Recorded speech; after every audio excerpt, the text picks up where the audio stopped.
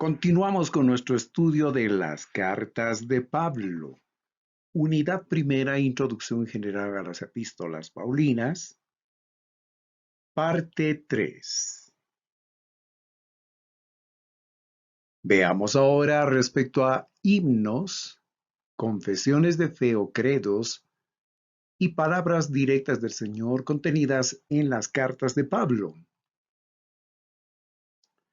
Los himnos eran parte de la vida del pueblo de Dios antes y durante la época del apóstol Pablo.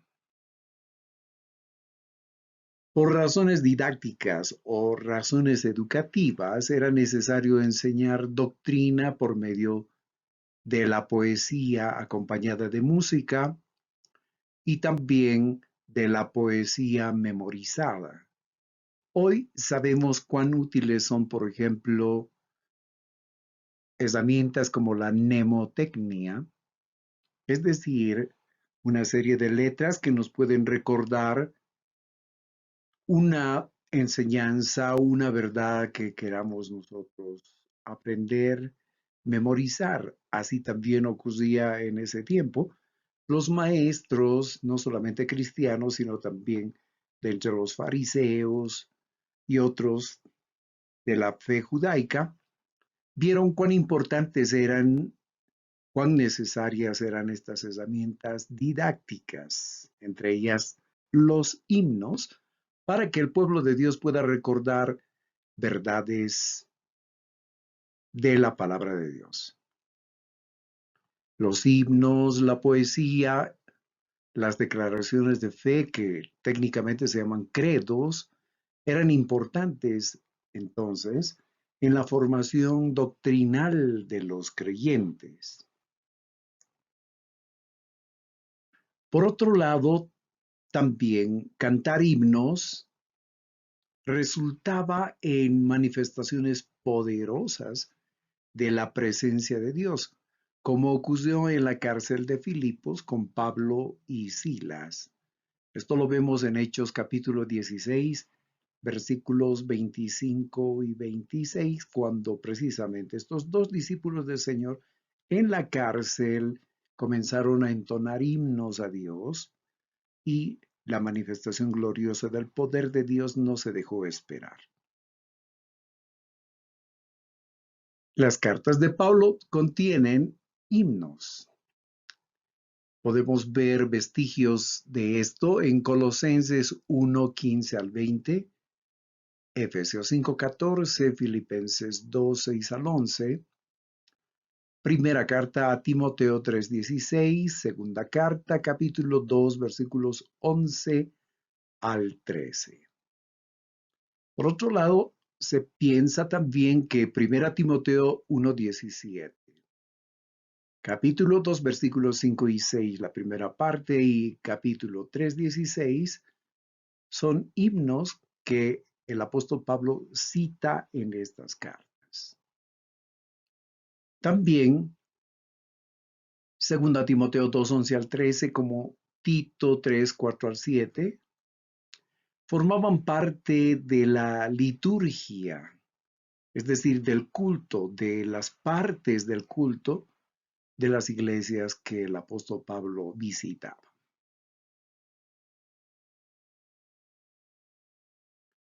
No olvidemos que el apóstol Pablo exhorta a cantar himnos en su carta a los Efesios, en el capítulo 5, versículo 9, y algo similar ocurre en Colosenses 3, 16.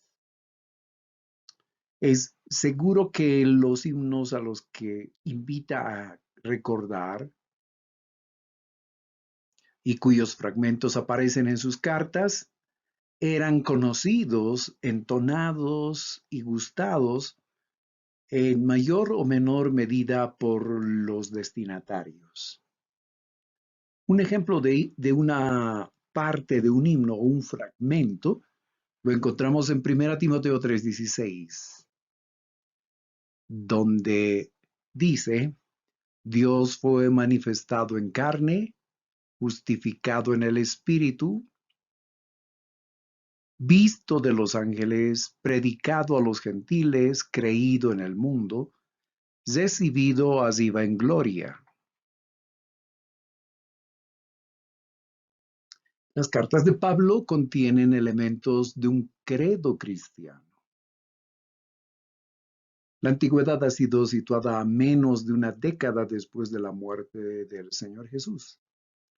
Esos credos provenían de la comunidad apostólica de Jerusalén, donde se había conformado precisamente el primer grupo de cristianos, de seguidores del Señor Jesús.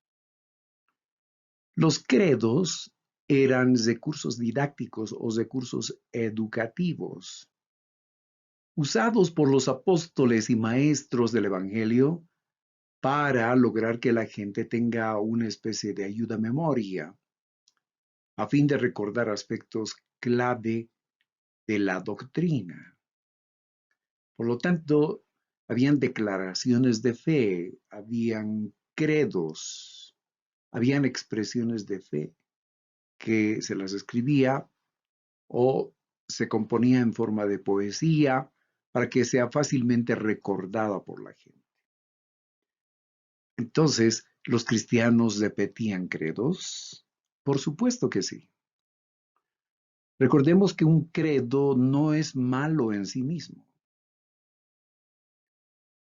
Otra pregunta que podemos plantearnos es, ¿los cristianos hoy, los cristianos bíblicos, podemos tener credos? ¿Podemos repetir credos? Repetirlo no es malo, tener credos no es malo, pero repetir un credo para ganar méritos delante de Dios, eso sí es equivocado. Esa es una postura que no está bien.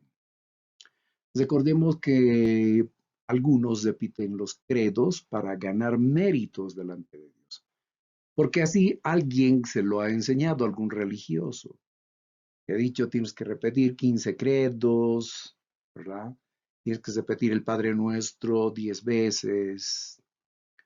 Y la pregunta del discípulo es, ¿y para qué? Pues de esa manera ganas méritos.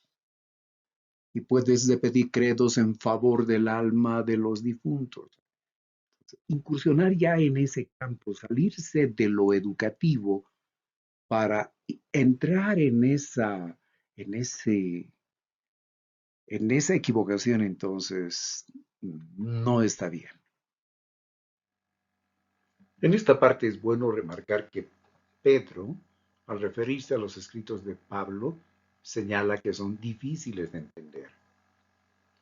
Al mismo tiempo, coloca a esos escritos al mismo nivel de las escrituras inspiradas por el Espíritu Santo. Más tarde, líderes cristianos llamados padres de la Iglesia escribieron abundante material respecto a los escritos de Pablo, y todo ello constituye una valiosa herramienta a la hora de defender la autoría de Pablo con relación a sus cartas. Entre los padres apostólicos o padres de la iglesia tenemos a Ignacio de Alejandría, pastor en la iglesia de Alejandría. En su carta a los Efesios dice, sé quién soy y a quienes escribo. He sido condenado, pero he recibido misericordia. Estoy en peligro, pero soy fortalecido y afianzado. Vosotros sois la ruta de aquellos que están en camino para morir en Dios. Estáis asociados en los misterios con Pablo, que fue santificado, que obtuvo un buen nombre, que es digno de todo para bien, en cuyas pisadas de buena gana quisiera estar andando cuando llegue a Dios, el cual en cada carta hizo mención de vosotros en Cristo Jesús. Entonces encontramos aquí referencia respecto a que Pablo escribió cartas. Esto lo dice Ignacio de Alejandría.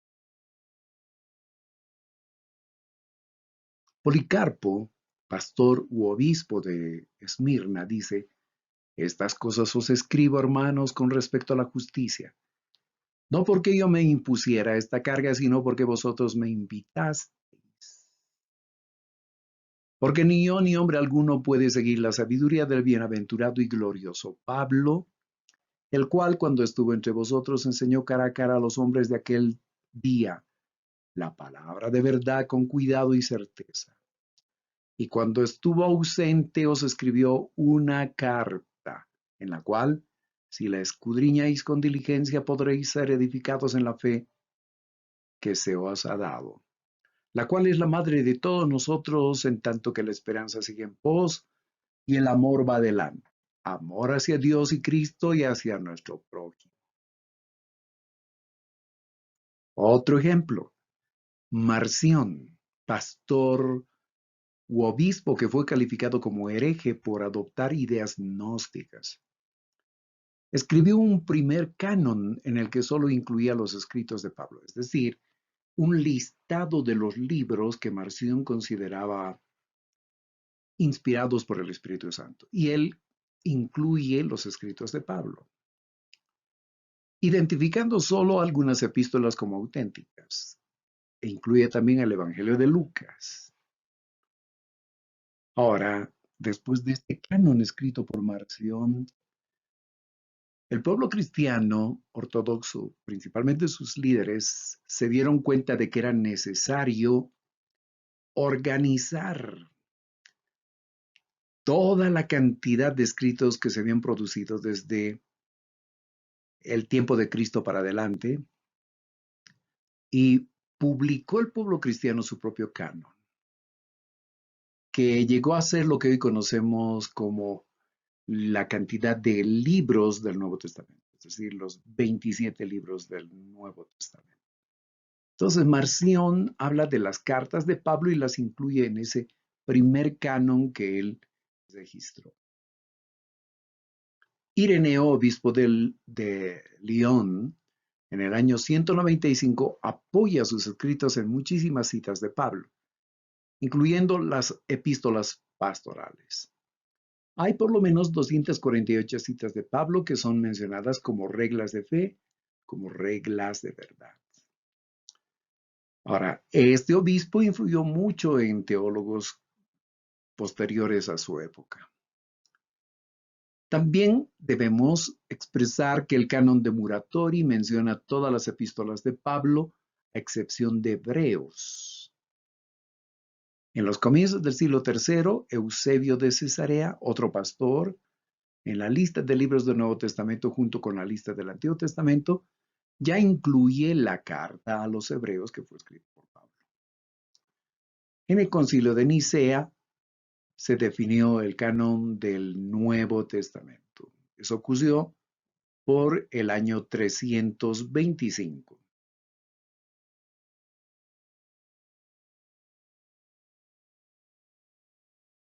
Esta parte de la unidad y les invito para seguirnos en la siguiente presentación.